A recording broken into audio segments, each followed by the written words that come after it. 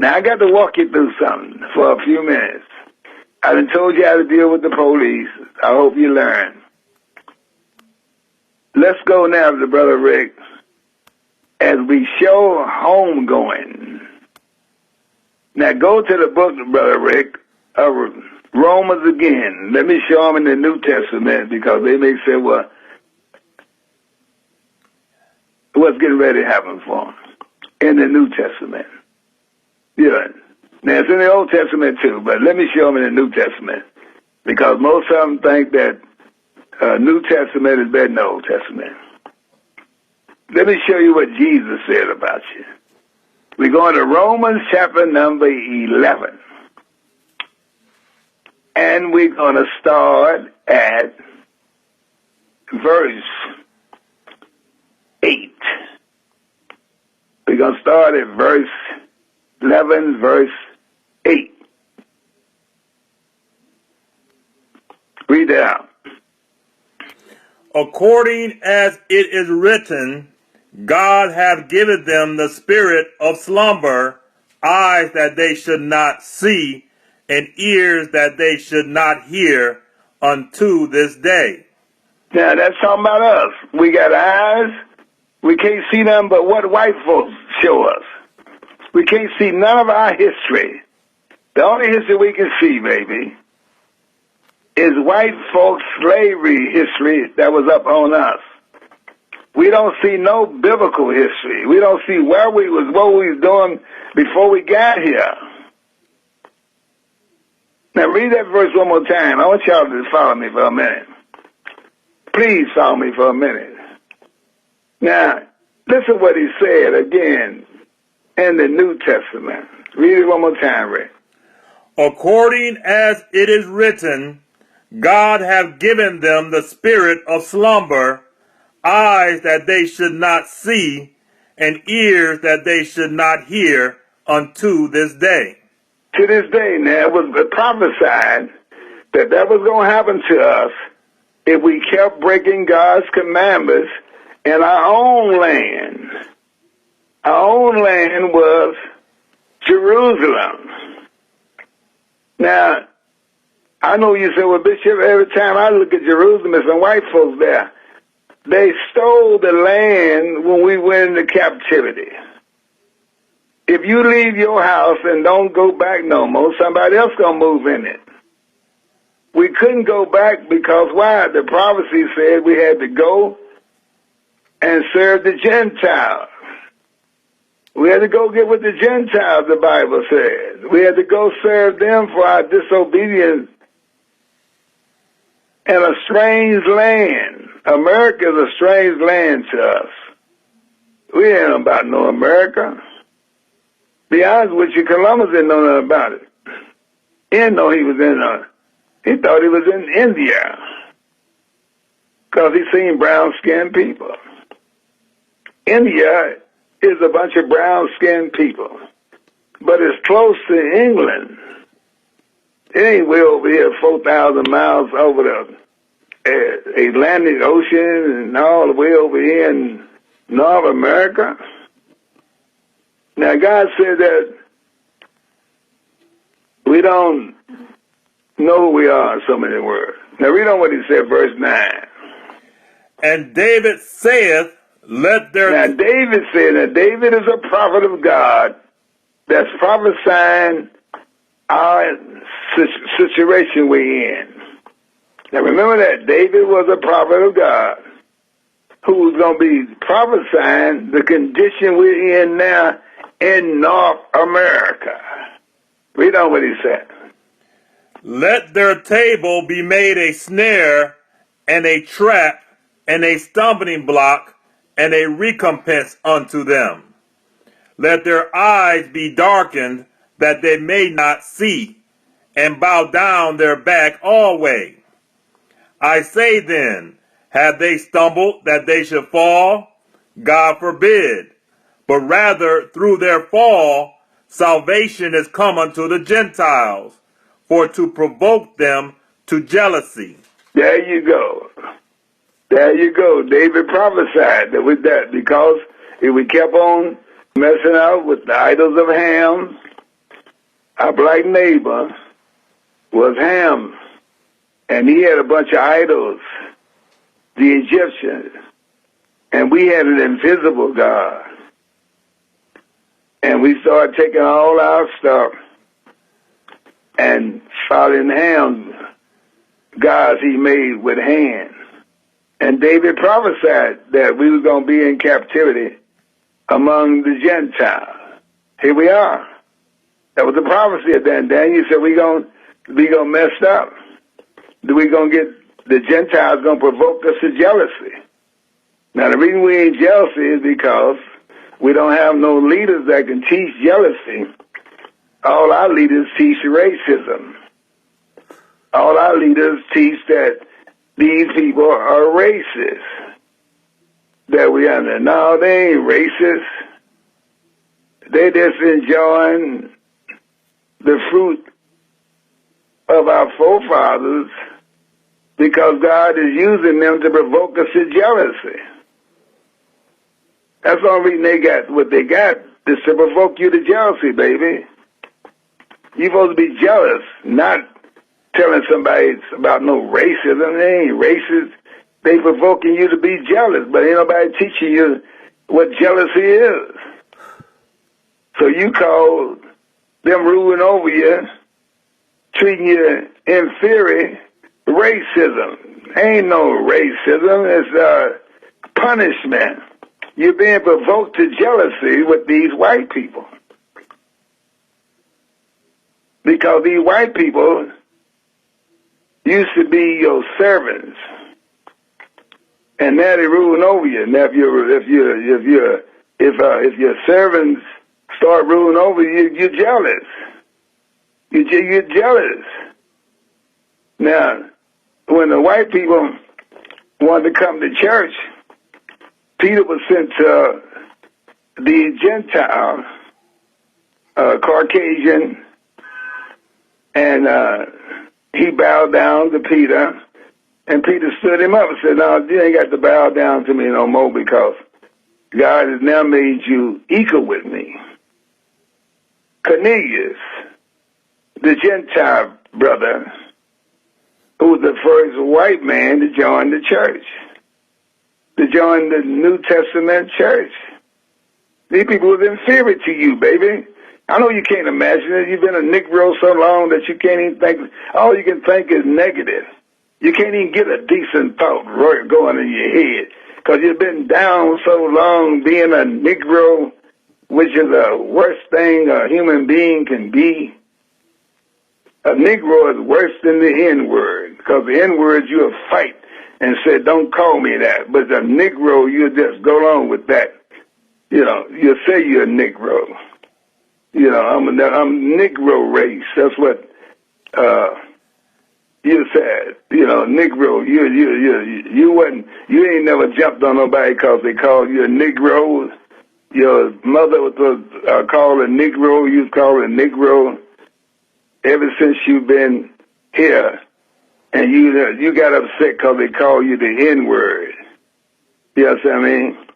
Well, you should have got upset when they called you a Negro, because that's a cutoff name. You know, you should have fought for that. You should have called me Israel. No, they ain't going to call you Israel because somebody else is playing your part. Mm-hmm. Somebody else is playing Israel and you playing Negro in the great production. Mm-hmm. It's like a great production movie. Here you is, that you're on top with King Solomon. Now you done failed the Most High. He done put you down. And he provoking you with the people who should be your servants. The people who used to serve you is provoking you to jealousy. It's like a man, white won't treat him right, so he go get him another woman and give her all the money and everything. So a wife get upset. He provokes us to jealousy. See? Come on now. You're being provoked to jealousy by our people that used to bow down to you, Negro.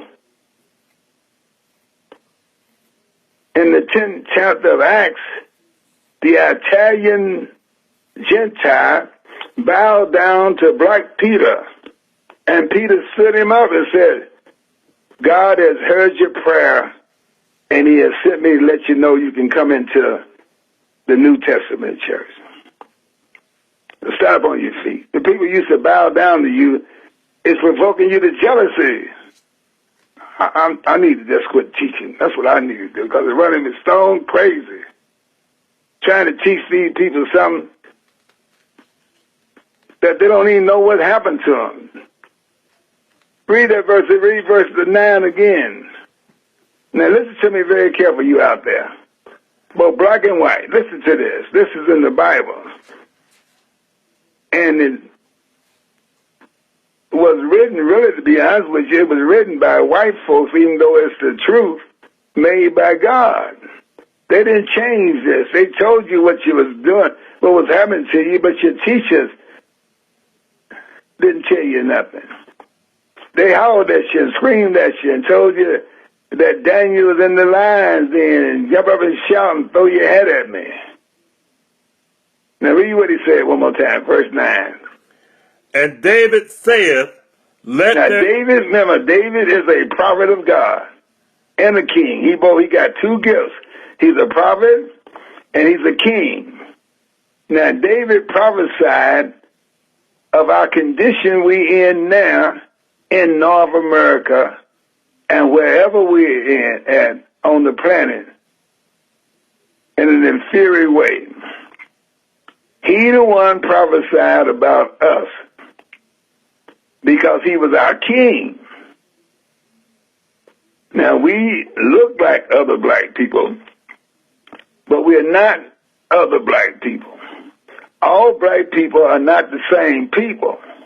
Mm-hmm. There are black Hammonite people. There are black Shemonite people.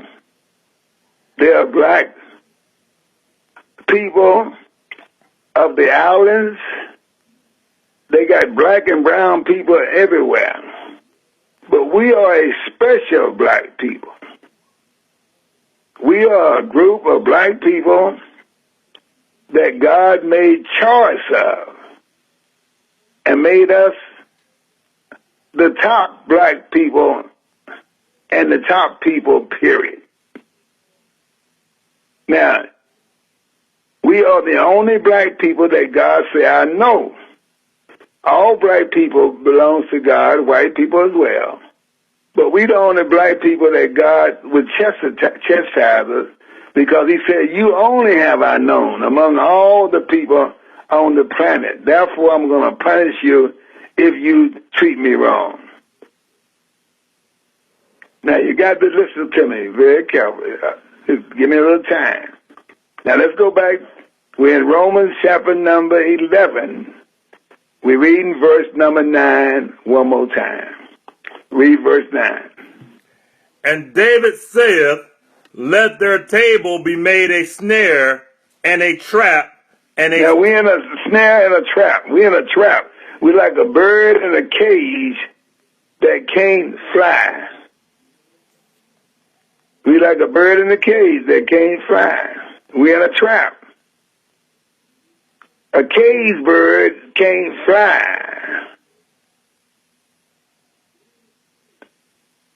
I had a bird, at least my wife did, that could talk.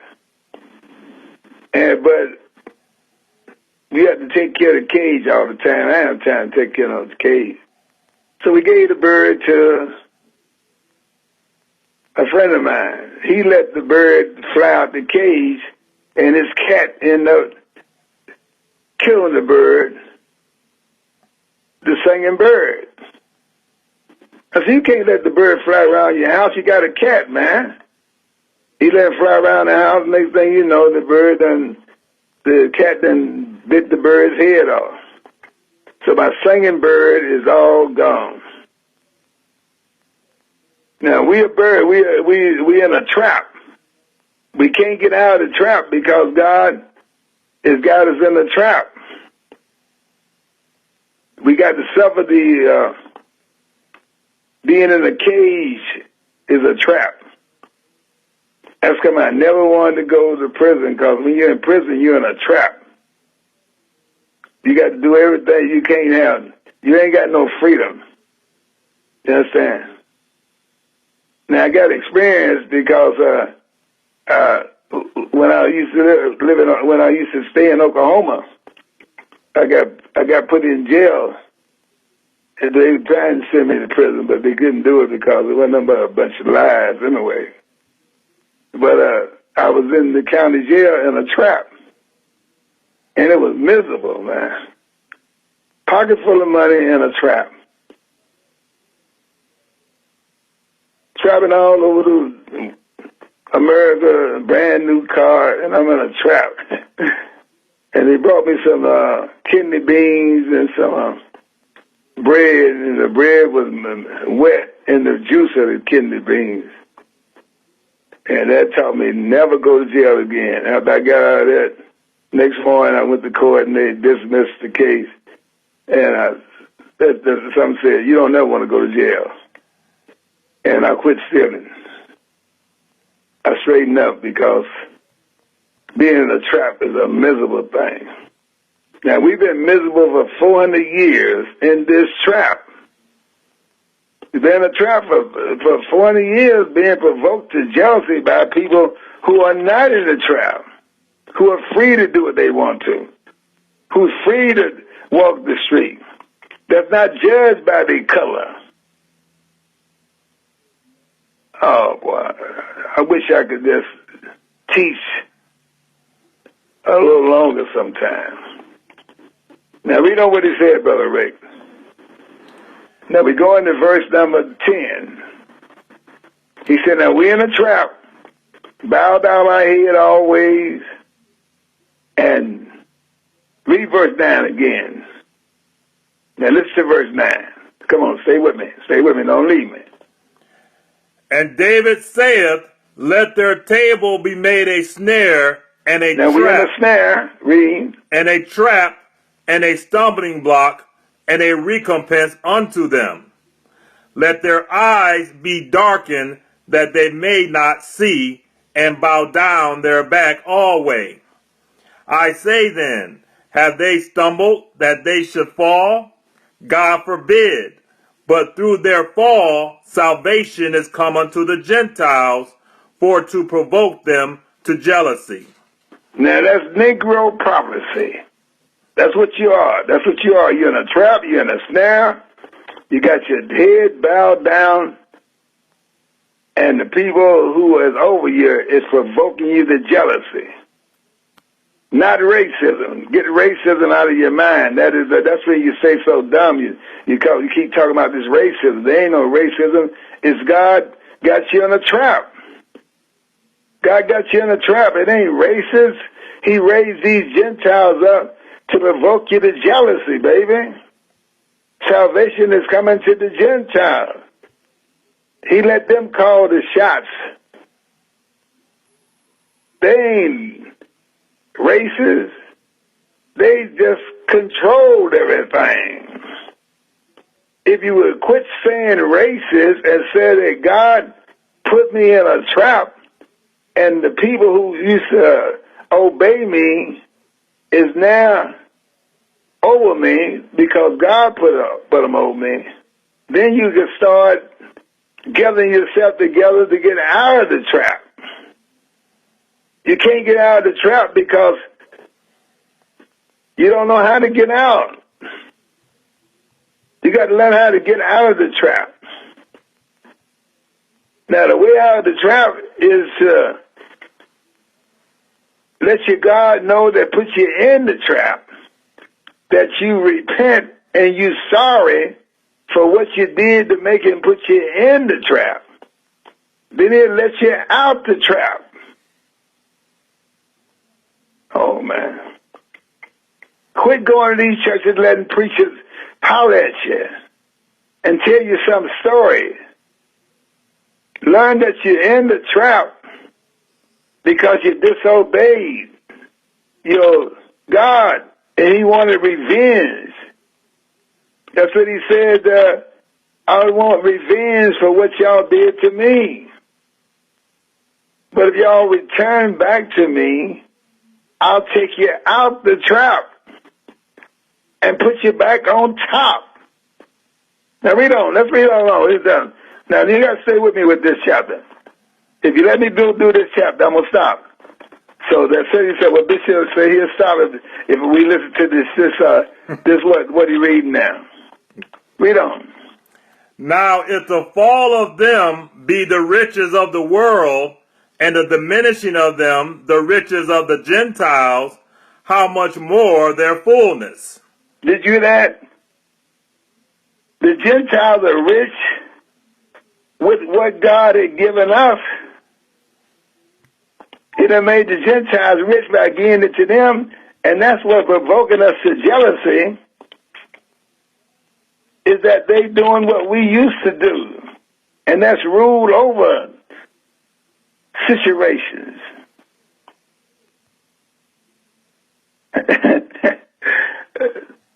The fall of us is the riches of the Gentiles, the trap that God is punishing us with. Somebody got to be the caretaker while we in the trap. Now, he done made the Gentiles the caretaker of the planet. Somebody got to be in charge of something, baby. There's always a head nation. We was the head nation. But we in a trap. We in a snare. And the fall of us has created the Gentiles as the rulers of the planet. But it's all designed to provoke us to jealousy. Now read on, Brother Rick. I got to take my time with this letter. This letter is better than the Willie Lynch letter. The Willie Lynch letter pitted us against each other. Now this letter, they really pit us against each other. They put us all in the same trap. That's why none of us can do nothing positive to get out the trap, because we all in the same trap. Now, as the white people say, how did you get out the trap? How did you get out from under the fence? Well, God had to bring me out the trap to teach you about the trap. If we all stay in the trap, who's going to teach anything? I'm out the trap, seeked out the trap, to teach you that you're in the trap. And you can't get out because you won't turn back to thus says Yahweh. You keep on trying to be everything but what you really are. You're not a Negro. You're not an Afro-American. You're not colored people. You're not black people. You are the lost sheep of the house of Israel. And you're in a trap. And I done got out the trap. And I'm coming back to you, letting you know what's happened to you. But I'm like John the Baptist. I'm just somebody crying in the wilderness. I need to be on CNN News telling you this. Fox News telling you this. But it ain't my time. Maybe I get a few of you out the trap to make you return back to the black Messiah and the black Elohim. Now read on, Brother Rick. They said they're going to stick with me for a few minutes, so read on a little bit more. They got to stay with me. I spent a lot of time on telling you how to deal with the police, so that was good. Now read on what he said. For I speak to you, Gentiles, inasmuch as I am the apostle of the Gentiles, I magnify mine office. If by any means I may provoke to emulation them which are my flesh, and might save some of them. Did you hear that? In other words, he's already out the trap. So he's telling that I want to provoke to jealousy some that's in the trap, so they will turn back to God, to the Most High, Black Elohim, and I get them out the trap. And they'll be like I'm out the trap. Because Paul was out the trap at that particular time because he was a Roman citizen. So that God has sent him to tell us who are in the trap how to get out, and to tell the Gentiles why they on top. See, now read that verse again. Now I got to break it down. Let's break it down a little bit now. Stay with me. Stay with me. Don't get up. You ain't got nothing else to do anyway but sit somewhere and eat something. So stay with me for a minute. Let me tell you something. Get this in your personality. You know. Now you can tell it somebody else listen to it later. But let me finish it, please. Go ahead. What he said. For I speak to you, Gentiles. Now Paul said, I'm talking to you Europeans, because I'm yours apostle. Peter was sent to you, Cornelius, but he didn't know enough to deal with you all, because he dealt with the Jews only, the black Messiah Jews only. But since I was a Roman citizen, and I was raised up with you Gentiles, I can explain things to you that Peter couldn't do. That's the reason Peter wrote that Paul is teaching things hard to be understood by those who are unlearned. See, Paul was a learned black man. Peter was just an average black man who was a fisherman. He didn't have the education that Paul had. He didn't sit in the sand, in the top Jewish society. Paul had degrees. He had all kinds of degrees, you know. He had his degrees even that the Gentiles didn't have. That's reading. I was reading here in the book I was reading here. I ain't gonna teach it right now. In the book of Acts 22 through 25, they was getting ready to beat Paul. Paul said, "You can't beat me. I'm a citizen of Rome." The centurion, the Roman soldier, said, "Well, I thought you was an Egyptian who was running around trying to overthrow stuff. So I'm sorry, I didn't mean to hit you. You know." He said, "But how did you become a Roman?" So he said, "I was free-born. I was born in Rome." He said, "I paid a great price to be a citizen." Paul could understand these Gentile societies. He could speak 14 different languages. He said, he told them, "Y'all talking about speaking in tongues. I speak more in tongues than any of y'all." Tongue ain't no just somebody speaking some little jabber. No, it's a language. Paul could speak these 13 different languages that the Gentile people use. He could speak German, French, Russian. He could speak all that stuff. He could speak England and all them different languages that the Gentiles speak. Paul could teach them. I'm the apostle of you Gentiles. I'm the one that's going to teach you about these black people that you got, that you get ready to rule over. I'm going to teach you how to deal with them. Willie Lynch let us pit us against each other. Paul said, "No, I'm going to leave them all together. We're going to all be together, and I'm trying to get some of them converted so I'll have some company." Because he didn't have too much company going on now, because at the first thing, Peter and them wouldn't even want to deal with him because he was killing the saints. It's a story. Somebody got to tell it, baby. Somebody got to tell the story.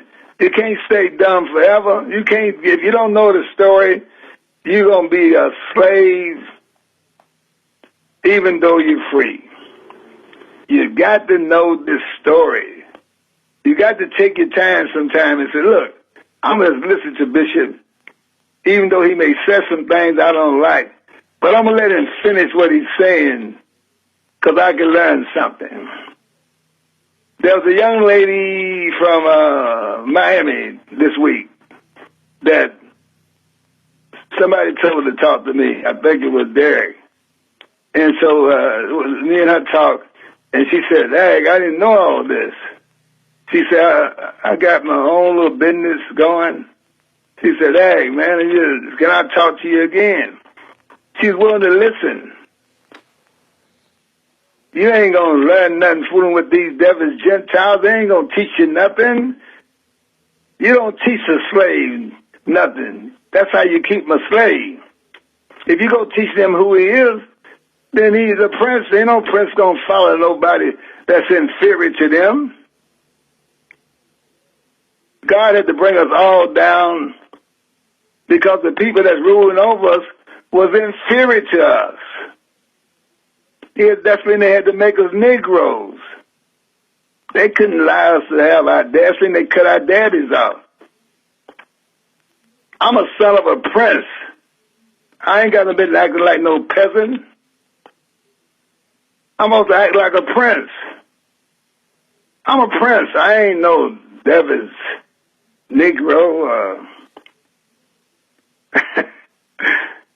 I'm not inferior to these people, man, because I know who I am. When you know who you are, you're not inferior no longer.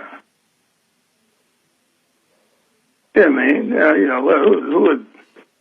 I love everybody now. Don't get me wrong. I love all my white friends. I love all my white people because God told me to love. But I ain't inferior to none of them. And they ain't gonna act inferior. But I'm gonna act like a gentleman. And I'm definitely gonna act like a prince. Because that's what I am, baby. I ain't no devil's peasant. I ain't bowing down to nothing.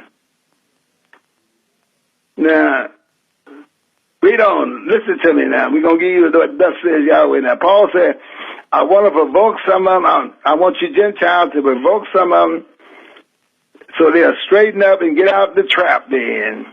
That David prophesied about the trap. That they get out the trap so I have somebody like my own flesh. His own flesh was black and brown flesh. He had a brown flesh. He was a brown Israelite. A beautiful brown. I'm a beautiful brown color. When I take a shower or something, I'm kind of braggadocious about my own color because it's pretty brown. You know what I mean? So Paul said, look, I want somebody to be like my color.